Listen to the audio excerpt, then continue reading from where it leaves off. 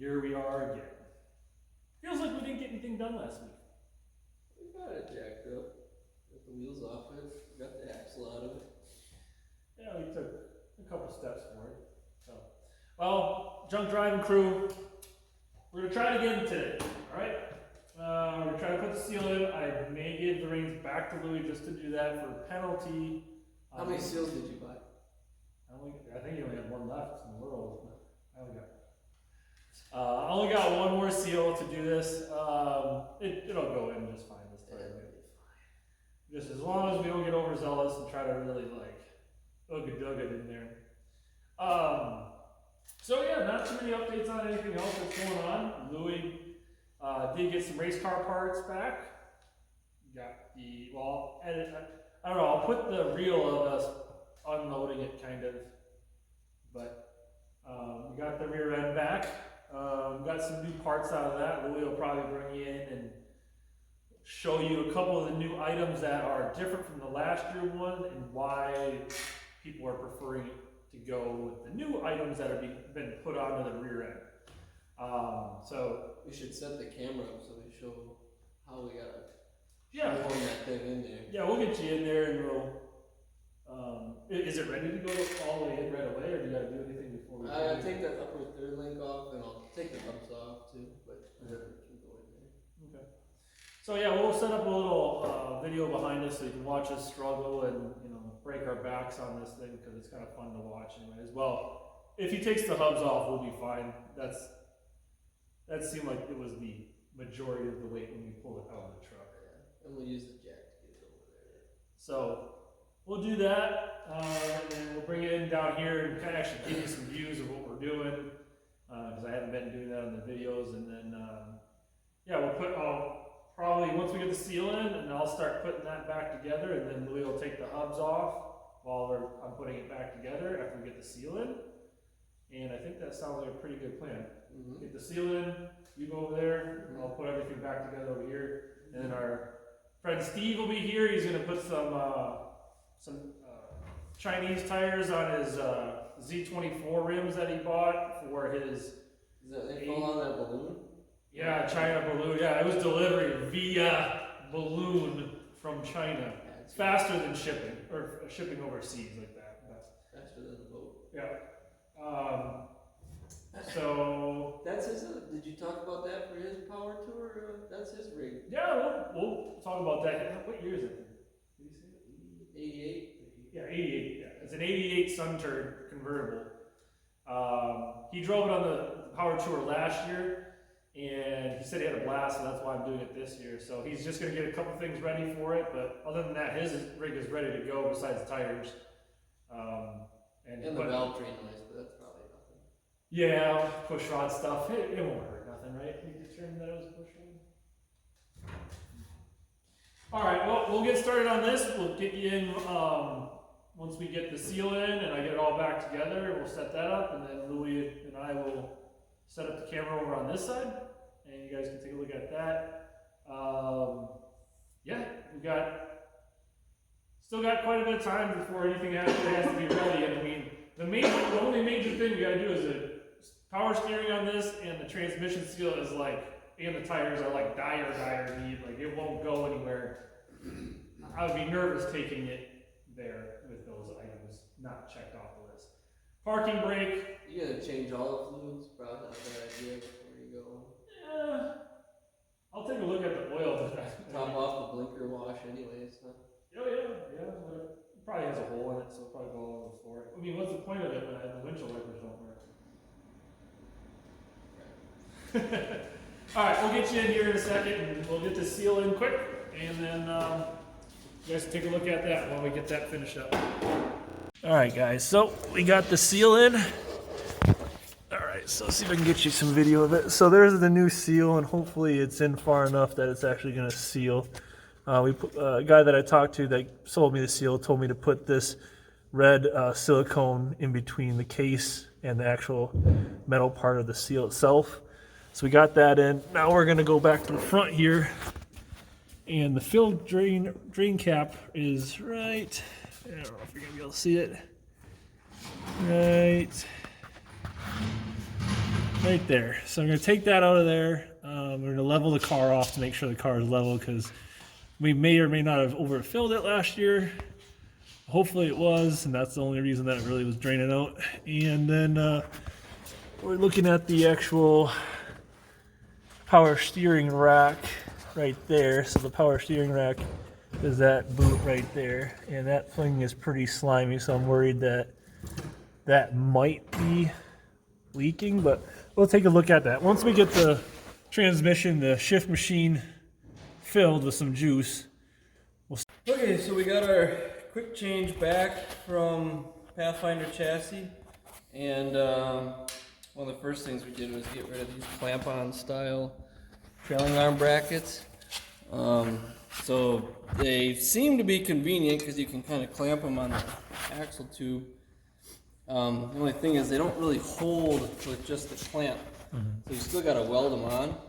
And we actually had one, it was the left rear one, break off last year. Right rear. I think it was left rear. I thought, or this one just moved. It just, the whole thing kind of just. Because remember, this is the side that hit the, or is it upside down? Right, it was that side that hit. Okay. That's what, doesn't. Either way. So what's the design difference? Why would somebody choose to do something like this, where it's going to be just a clamp holding power? And I know that we described it. What happened with it last year is that side, that side was welded, and this side was not. When that had it, yeah, this one had this one has that bead of weld on it, Yeah. and that one doesn't. So when Louis had his accident that we think kind of bent the tube itself, it moved this. So this thing sits on the actual axle like that, and when Louis got hit, it moved it, and it pushed the wheel forward or backwards. This time it moved. The left rear went back. Yeah, so it did the opposite. So one side was like really far back in the wheel well, and the other side was really far front because it rotated on this. So you can see how this it has adjustment if you really want to so choose to say that's a good thing. Yeah, I think if you're really getting, if you think you're going to be changing your trailing arm bracket angles, these are handy, but Pathfinder knows where they want these, so we just had them weld on their style brackets. And one of the things is it seems like these would be handy to take off when we take it in and out of the car, but when we did this before, this wasn't the thing that was holding us up. So No. Plus it's a lot lighter. It was this plus this is the combination for one side. So I don't know. So practically what this is showing. So this goes onto the tube itself, and then this mounts to that piece on the tube. This piece is just firm welded straight to it without having to have this in there, and obviously a little bit bigger piece here. So they kind of slim it down for you too. And Pathfinder is a chassis business that they know when they have a Pathfinder chassis how they want things to be set up on your rear end, because then they know where everything is going to be. So that's why Louis had them put these on there when they fixed the tubes themselves, because they were bent. Plus it's a lot lighter, so it doesn't seem like much, but it's probably taking almost 10 pounds off of unsprung weight in the back. So we did that on both sides. That was a big thing. Next thing, these hub snouts were bent. Here's one. You can't really see it. It's just going to be bent a degree or so. Yeah. But both sides were bent. The left side actually was cambered in the wrong direction. So is that bolts on? Or does that weld on? I think it's some sort of press fit. Press fit? But there's some flathead cap screws that bolted into the tube. So I don't know if it's just kind of a loose fit, but I think it actually bolts into the tube. Okay. So they changed those out, and we actually have, now they're cambered snouts now. So when you look at the front end of the car, and the right front has a lot of negative camber, and the left front has positive camber, the rear end is going to look similar. So yep. It should keep it turning. So we're going to try to shoehorn this thing in there. If we have any other kind of items that Louis forgot to talk about with this thing, we'll kind of add it in a little bit later. But we'll try to shoehorse it in there, not whore it in there. But I got the camera set up, so you'll be able to hear us grunting and grinding, trying to get this thing into there. So we got it all set up for you guys. All right, we'll be back in a second. All right, I got short on. Just come up there. Oh. Slide it a bit. There you go. Whoop, whoop, whoop. Coming off the jack. Okay. That's as far as it's gonna go. Okay. Go up, Steve. Up. There you go. Turn that thing out. There you go. See, why don't you come over here? Yeah, there you go. Rotate over here. Yeah. Am I staying on? Yeah, you're good. I got it. There you go. There you go. All right. Up, up, up, up, up, up. Up, up, up, up, up. Yeah, keep going. Keep. Oh, yeah. That snout's got to get pretty high. Yep. You almost got to be in the center of the wheel opening. All right, let's go with that. We'll get it. Okay. Oh, we're going to have to clear this trailing arm bracket. So. Yeah, I'm going to flip it. How do we do it? No, we just got to like, kind of get one end past. Yeah. So First. Steve, why don't you pull that in? Hang on over, JG. There you go. Okay. Keep coming up? Yep, keep going. Nope, keep going.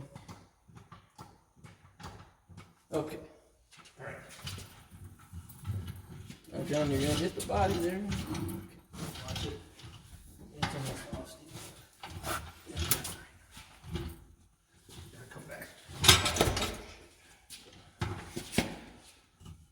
Okay, Why don't you John, why don't you let Steve swing that thing around? What do you mean swing it around? It's around by you so he can drive it in. We had it that way, really. So he's trying to get it to go this way.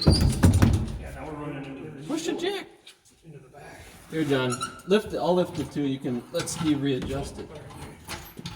There we go. Alright, set. Sorry. That one's on me. Alright. Okay. We'll Yep. raise some more.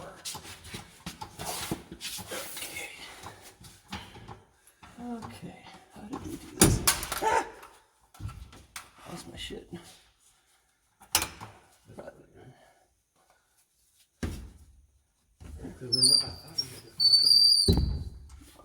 Under this thing, over that Oh, way. hold on. Now, do you want me to Just come go up? like this. There you go. Bring the pinion around the front. There it is. Okay. You want to go all the way to the outside there and pull it through? I'm coming up with the jack. I think I'll stay here. Hey, keep an eye on these studs. Yeah, I don't get those exposed. All right, Okay, Steve. I'm in the center too, Louis. Yep.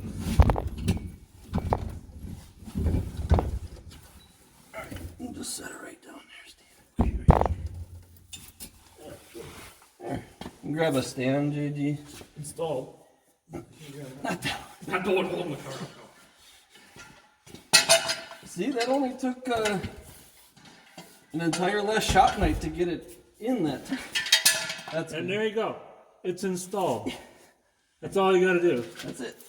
We made it look easy that time. Yeah, this time we had enough practicing trying to get it out, so now we knew how to get it back in. The So key was one more person, and the jack is just kind of a bonus thing. yeah. All right. That way you can at least let your arm rest for a second. All right, we'll bring you in. Steve's got some junk he wants to show off today too. What do we got here? What are these? Well, these are a set of original factory Z24 wheels from roughly 86, 85 for the Cavalier.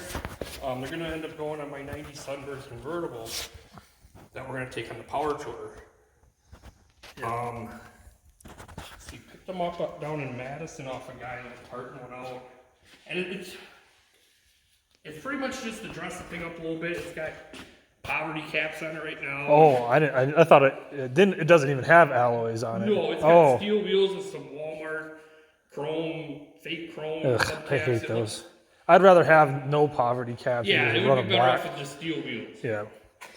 So what do you got? But what are these? Are these Pirelli GT4s? Some, they're close. Close. They're not really. They're Kendra, Walmart, $50 a piece, 14-inch tires. What's the mileage rating on these bad boys? They're H 1,000. rated. H rated. How so fast do you plan to go? Better cornering, better, Yeah. high performance. High performance.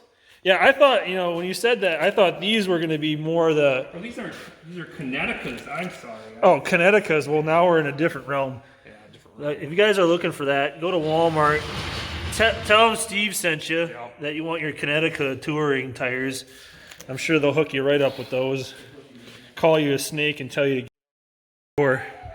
But I thought when you said you got those rims, I didn't realize those were like the original ones from that era of body style. I was thinking there were more, because didn't they have like a Z24, like a cutter wheel style? They changed It had a around. different At one point, the Z24 had like a square wheel. Where it was Yeah, oh yeah, I remember those. square almost. Yes, that's the one I'm thinking of. I think I'm thinking of Those this were one. real popular. Yeah, I But think. these are basically just cheap. I think the guy sold me for $120. Oh, you even got free wheel weights. Nice. Yeah.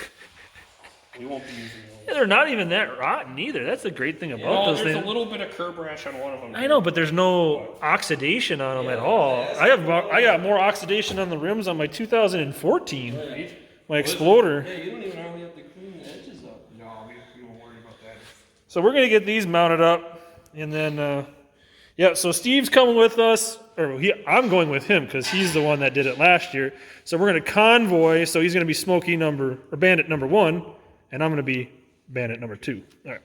And we're going to have walkie-talkies, and then we're just going to cruise down the road because, well, I don't know, CB's expensive. That's a lot of wiring and, you know, all that kind of dumb stuff.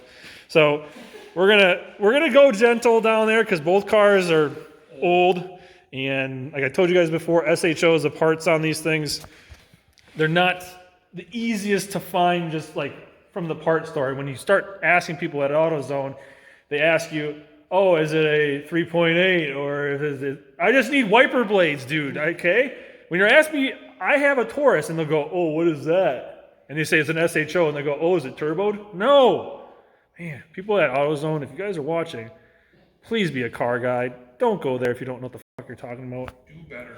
Do better, Steve says. All right, we're going to get these mounted up, but that might be it for tonight. So if we don't have anything else, make sure you like, share, tag, everything on there. Just keep liking it, smash it, share it with everybody because I know it's kind of dumb content, but Louis got that rear end back, so he's going to be hustling to get that back in there, and then the engine will be back this month, and Louis even said we're going to probably put in a couple more days of the week because right now we're just doing Mondays doing this stuff, so we're probably going to do maybe 2 to 3 days a week. And we only have a couple more things to do on the SHO, so it's not too bad. Now it's just nicety things, I guess, because really functionality-wise, the tires is probably more important than anything else at this point. I'll probably drive it a whole bunch before we take it on the trip, make sure it doesn't catch on fire or anything like that. So, all right, we'll see you guys next week. Keep tuned. We'll keep you guys updated on anything that happens. All right.